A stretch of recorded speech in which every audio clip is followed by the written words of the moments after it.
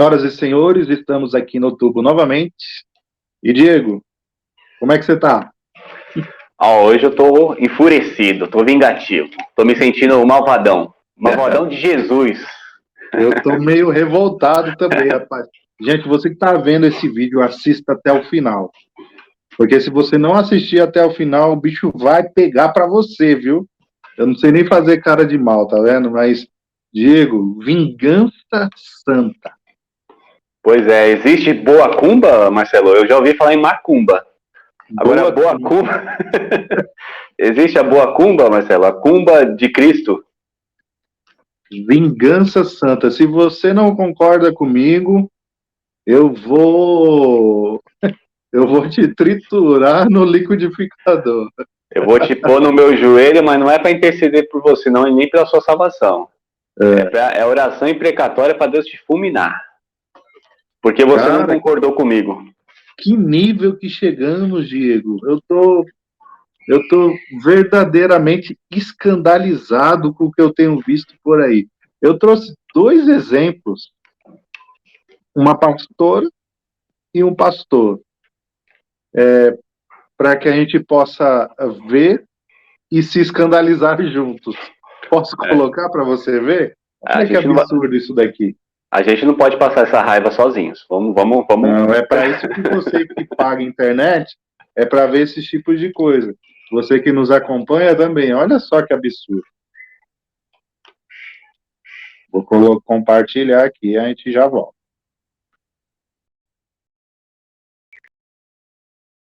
Gente, tô aqui passando para dar um recadinho. Sou pastora, então me senti na obrigação de dar um recadinho aí para os crentes esquerdistas. Existe. Por incrível que pareça, existe. Por favor, não me procure mais para pedir oração por crianças que estão na UTI. Crianças de seus amigos, sobrinhos, sobrinhas que estão correndo risco de vida. Porque quem vota em alguém que é a favor de aborto, para mim deixa bem claro que a vida de uma criança não é importante nem necessária, nem vale nada. Não me peça mais oração para que o Senhor venha libertar o seu sobrinho das drogas, porque legalizando a maconha, para mim, eu entendo que ele vai ter como incentivo se drogar a vida inteira.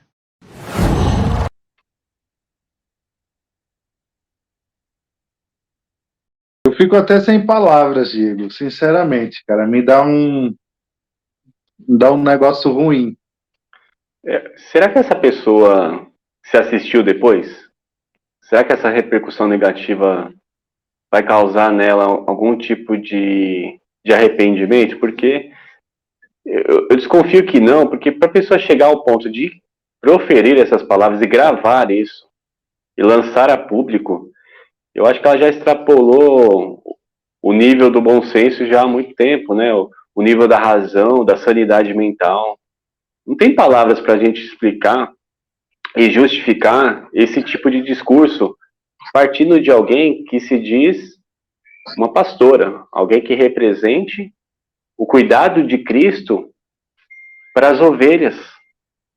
Ela está dizendo o seguinte, Marcelo, se uma ovelha de Cristo, que a ovelha não é nossa, né? A ovelha não é de nenhum irmão, de nenhum pastor, de nenhuma pastora, a ovelha é de Cristo. Ela está dizendo o seguinte, se uma ovelha de Cristo vier pedir o meu cuidado, a minha intercessão espiritual, só que essa ovelha não votou no candidato que eu entendia ser o correto, eu não vou interceder. Aí você pode dizer assim, mas ela foi irônica. Mas a ironia, o sarcasmo, ele torna esse tipo de fala ainda mais cruel, ainda mais sádico, ainda mais demoníaco, vamos dizer assim. Porque eu nunca vi Jesus sendo irônico com ninguém. Eu nunca vi Jesus tratando as pessoas com indiferença, por questão de opinião pessoal da pessoa, por uma questão de opção política. E nós sabemos que política existe desde quando existe a humanidade. Então Jesus enfrentou também polaridades na época dele. Ele passou por grupos antagonistas e ele não rejeitou nenhum por ser do partido A ou partido B, por gostar da filosofia A ou B. Ele tratou a todos de maneira igual. Aí eu fico pensando, a pessoa diz que é a copastora com Cristo, né? Ou seja, ela ajuda Cristo a cuidar das ovelhas dele. Só que se uma ovelha não fez aquilo que ela entendia que era o certo, ela simplesmente vai abandonar essa ovelha à sua própria sorte. E ela usa um exemplo super infeliz, super sensível. Imagina você que é pai e mãe e tem um filho na UTI. Olha que situação mais triste e indelicada. Ela pega essa situação para exemplificar que, olha, se você votou no candidato a favor do aborto, não venha me pedir para orar para o seu filho que está na UTI. O que tem a ver uma coisa com a outra? Exatamente, exatamente. Você vê que a pessoa faz conexões que se amoldam à verdade que ela quer para a vida dela. Ela não está preocupada com as instruções bíblicas, né, Marcelo? Porque assim, nós não estamos jogados ao léu. Nós não somos pessoas tateando no escuro. Quando você se diz cristão, uma pessoa que quer fazer a vontade de Deus, nós temos um modelo a seguir. Esse modelo é o próprio Cristo e todas as verdades dele que estão reveladas a nós nas Escrituras. Ela nem se preocupa se a fala dela tem alguma coerência bíblica, né? Como nós veremos que não tem, né, Marcelo? Exatamente. Essa mulher, Diego, primeiro que ela não pode ser chamada de pastora. Segundo, você que talvez está assistindo esse vídeo e tem algum caso muito semelhante a seu, você é até mesmo membro da igreja dessa mulher, eu te faço um apelo. Saia debaixo do cobertor espiritual dessa cidadã, porque ela não merece esse título. Ela não merece essa alcunha de pastora, não merece. Ela não merece nem ser chamada de crente, de cristã, porque isso não isso não tem nenhum tipo de embasamento nos ensinamentos de Cristo. Ela quis trazer um comparativo que é, no mínimo, incompreensível. E assim, ela não ela se coloca como se fosse a detentora do poder espiritual, ao ponto de que a oração dela transpõe qualquer tipo de racionalidade, de poder, de resolução. A minha pergunta para ela é: quem é você na fila do pão? Com esse tipo de atitude, minha querida, no máximo que a sua oração pode chegar é no teto da tua casa ou da tua igreja, porque o Espírito Santo de Deus está longe do teu coração. O entendimento bíblico está longe da tua mente.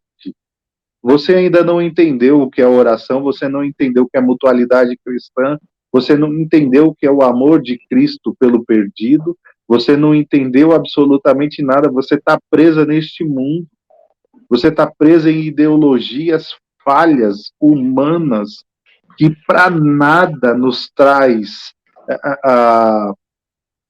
resoluções práticas para a nossa vida. Você imagina, Diego, você que tem uma filhinha pequenininha tão linda, você está ali no leito de hospital, sua filhinha na UTI, você está debaixo do cobertor espiritual de um pastor, e aí o pastor chega para você e fala assim: Diego, é o seguinte, para eu orar por você, eu preciso primeiro saber em quem você votou. Imagina essa situação. Diego, você votou no Bolsonaro? Se você votou no Bolsonaro, eu oro por você. Mas se você votou no Lula, infelizmente eu não vou poder orar por você. Porque você agora está. Você é meu inimigo, você é meu arqui-inimigo, você. Olha, eu não sei nem se inimigo é suficiente para essa pessoa, tamanha desordem mental para a pessoa jorrar asneiras desse nível. Ela precisa ter muito coragem para falar isso. Sinceramente, ela está totalmente fora de si. Eu vejo esses vídeos, Diego, eu saio da casinha, literalmente, viu? E pior que tem um outro aqui, né? Eu acho assim, Marcelo. Tem outro? Tem então outro. Deixa você passar outro vídeo. Mostrar outro para você. Depois a gente segue os comentários. Eu não vou passar nervoso sozinho, não. Você vai passar comigo. Você que está assistindo, você vai passar nervoso comigo também. Olha aqui. Espera aí. Eu não sei se você consegue colocar aí para eu poder ouvir também, se você puder. Espera aí que eu vou pôr aqui. Você ouviu o primeiro aí? O primeiro eu não ouvi. Mas eu já tinha assistido antes. Mas sai o som para mim aqui. Acho que é por causa do fone de ouvido, né? Vou pôr o segundo aqui, peraí, olha aí. Põe Ouve aí. comigo, vê que absurdo isso aqui. Quem votou em Lula, no domingo, se tornou meu inimigo. Petista é inimigo da igreja. Petista é inimigo de Deus. Petista é seu inimigo. Mas deixa eu falar para Vera, que nasceu em Alagoas, né, Vera? Você nasceu em Alagoas, não nasceu? Recife. Vera nasceu em Recife. Tem alguém aqui, além da Vera, que nasceu no Nordeste? Levanta a mão. Tem nada contra a Vera, que nasceu em Recife. Tem nada contra nenhum irmão que nasceu no Nordeste. Mas deixa eu dizer uma coisa para vocês aqui. Nunca mais eu gasto 1 centavo no Nordeste. Nunca mais eu vou no Nordeste. No domingo eu falei aqui que eu iria na convenção, na Assembleia da Ordem dos Pastores, para falar. Eu vou esperar quando a Assembleia da Ordem for em outro lugar. Não vou gastar 1 centavo com nenhum hotel no Nordeste. Não vou comer em nenhum restaurante do Nordeste. Não vou comprar nada do Nordeste.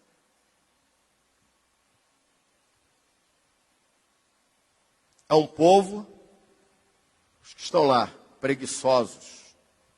Porque os que não são vieram embora. Para cá, vieram trabalhar. Nordestino é preguiçoso. E gosta de viver da migalha. Não é para você sentir ódio. Não é nordestinofobia. Não tem nostidofobia, sei lá o quê. Fobia. Não estou com fobia de nordestino. Só que a grande verdade é essa. É um povo que gosta de migalhas. Sabe o que me assombra nisso, Diego? O que me assombra nisso é as pessoas lá atrás dando risada. Sem ter o mínimo de compreensão do que está sendo falado. Eu acho que as pessoas pararam de raciocinar. Pararam de usar a faculdade mental que Deus lhes deu. De compreensão do que está sendo falado. Independentemente que seja um púlpito ou seja um palanque. As pessoas pararam de raciocinar. E aí houve um camarada desse falar tudo isso que ele falou, e aqui eu quero fazer um parênteses. Esse pastor, ele pediu perdão, fecha parênteses, e agora abre aspas para mim. O pedido de desculpa dele veio cheio de poréns, cheio de mas, cheio de porquês. Quando a gente pede desculpa, é desculpa e ponto, eu não me justifico. Porque se você justifica a sua desculpa, você não está se desculpando, você está se justificando. E justificando, ou justificativa, não é pedido de perdão. Aqui em casa, Diego, a gente ensina para os meninos, e eu e a Viviane, a gente tem essa prática, né? Que a gente não pede desculpa, a gente pede perdão. Sim. Perdão é diferente de desculpa. E quando eu peço perdão, eu não me justifico. Sim. Ele pediu desculpa e se justificou. Ok. Eu não vou entrar no mérito aqui, é entre ele e Deus.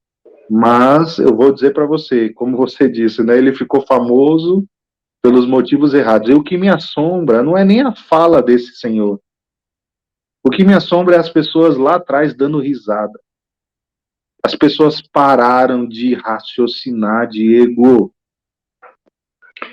Mas é aquele tal negócio, né, Marcelo? O apóstolo Paulo já tinha prescrito isso há muito tempo atrás. Nos últimos tempos, as pessoas, a palavra de Deus causaria coceira nos ouvidos das pessoas.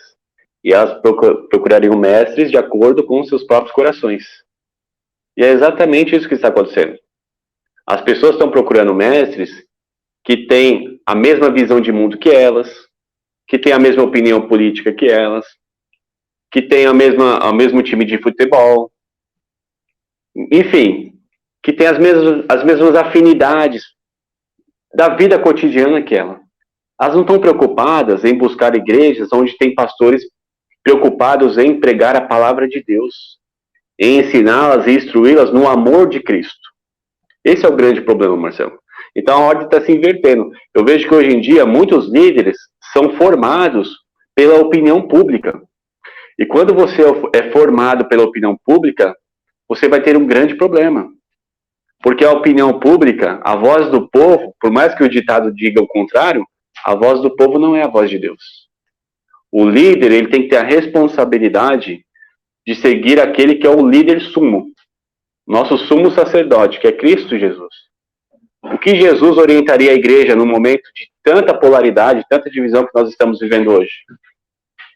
Se Jesus estivesse aqui no Brasil, vivendo essa situação que a gente está vivendo hoje, em 2022, uma situação totalmente conflituosa. Pessoas estão desiludidas com o mundo por causa do resultado das eleições de um lado, outras pessoas estão com um tom jocoso, de chacota do outro, e as pessoas estão se odiando. Como Jesus pregaria num tempo desse? A gente tem que pensar nisso. Não é assim, eu tenho que entender qual é o lado certo e me posicionar do lado certo. Não é isso. Isso está errado. Essa não é uma mentalidade cristã. Isso não seria o comportamento de Jesus. Porque o reino de Jesus não é dessa terra. O reino de Jesus é dos céus. Então, eu penso assim, Marcelo, que essas pessoas, esses líderes aí, essa pastora e esse pastor, eles não estão preocupados em representar de fato Cristo na terra. Eles estão preocupados em ganhar aplausos e sorrisos de um dos lados. Assim como a gente não está aqui falando que tem lado certo e lado errado, porque assim como tem esses pastores que gostam dos aplausos e desses sorrisos do lado de cá, do lado de lá também tem pastores que desvirtuaram a palavra de Deus para agradar os ouvidos daqueles que estão do outro lado. Ambos estão errados. Ambos não representam mais o reino de Deus. Então nós precisamos voltar para as Escrituras. E aí eu quero te pedir, por favor, Marcelo, que você leia alguns versículos para que nós possamos instruir nossa audiência aqui qual é o comportamento correto que nós devemos ter nos dias de hoje. Porque por mais que você entenda, vamos supor que essa pastora esteja correta. O candidato que ganhou é um candidato que vai matar crianças no ventre, é um candidato que vai liberar as drogas, enfim, que vai causar arruaça no Brasil.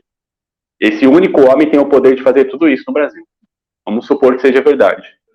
Ainda assim, como nós lidaríamos com ele de acordo com a palavra de Deus, Marcelo? Romanos 12, verso 14, diz assim, Diego: abençoai os que vos perseguem. Abençoai e não amaldiçoeis. Alegrai-vos com os que se alegram e chorai com os que choram. Tende o mesmo sentimento uns para com os outros, em lugar de ser desorgulhosos, condescendei com o que é humilde.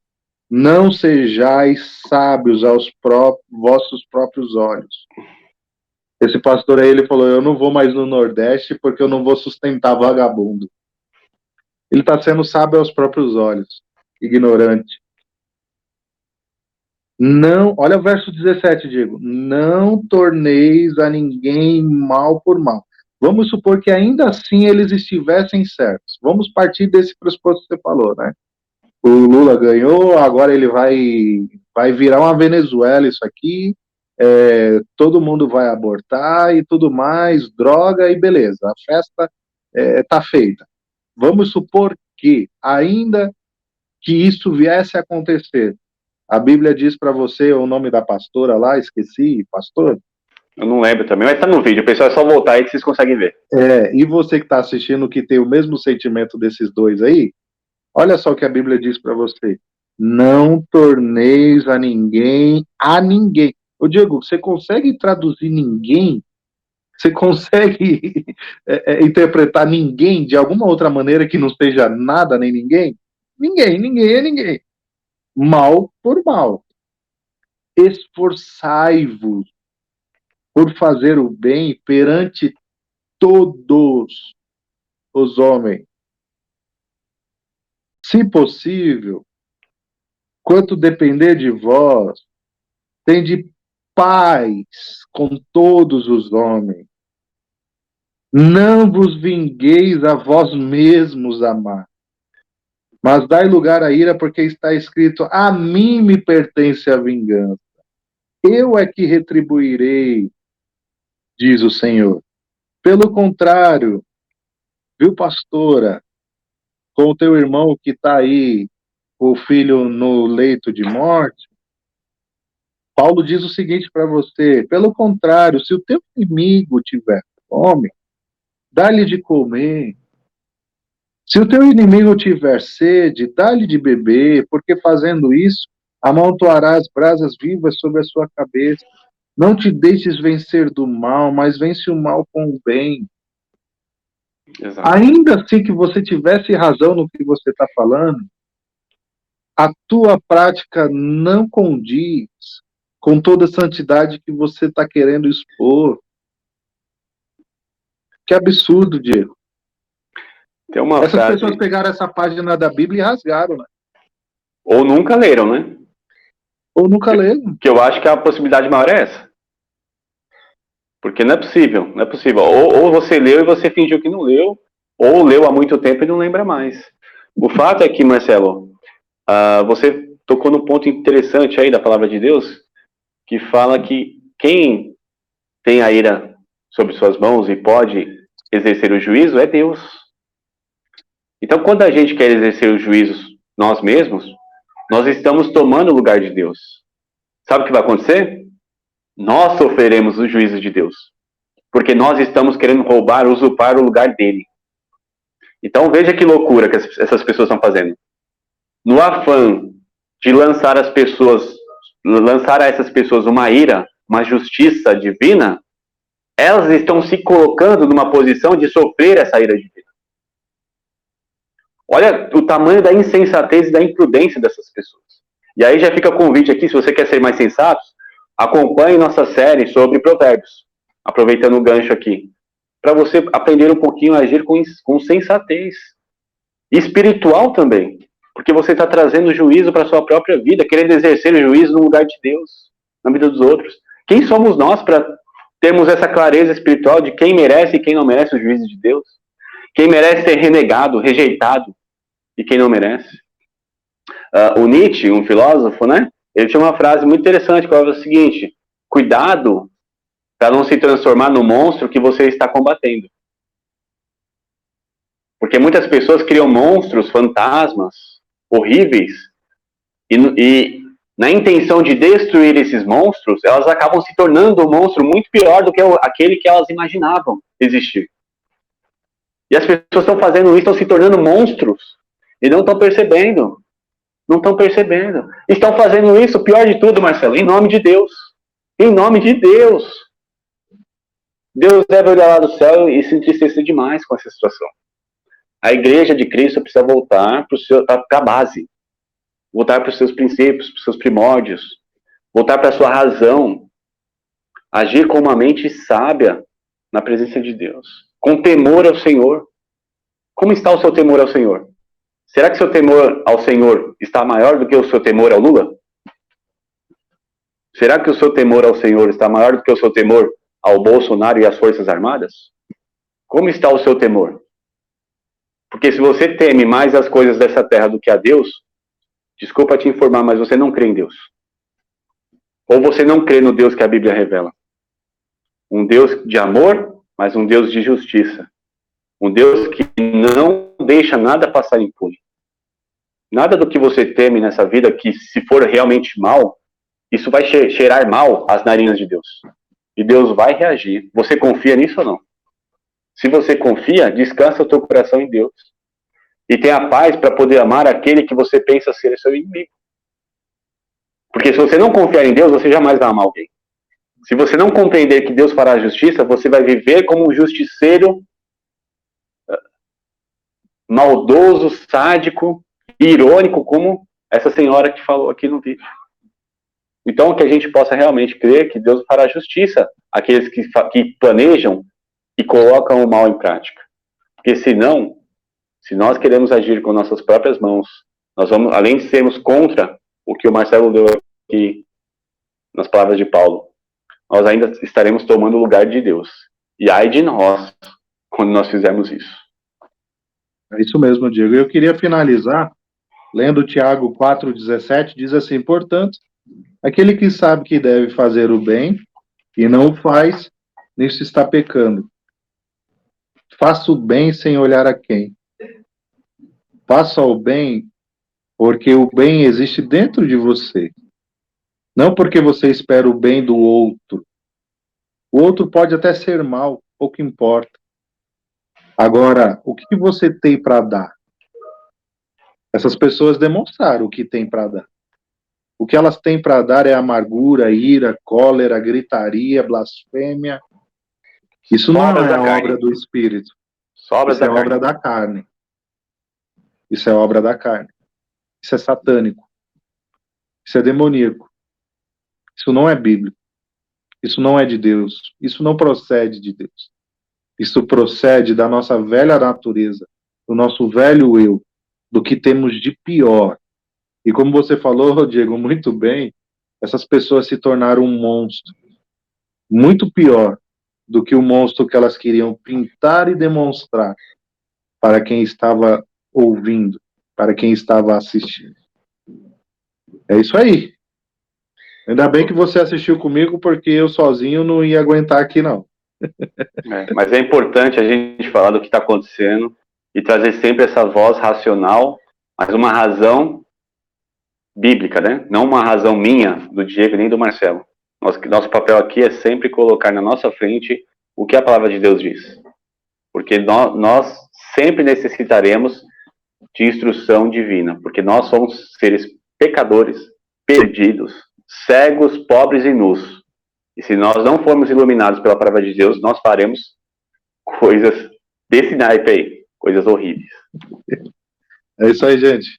Tamo junto. Até uma próxima, Diego. Até a próxima, que Deus abençoe vocês, que a gente possa realmente ter um coração que pensa e uma mente que sente. Não perca essa sensibilidade. E se inscreva no nosso canal, compartilha, curta, deixa seu comentário aí. E foge desse negócio de vingança santa. Até o próximo.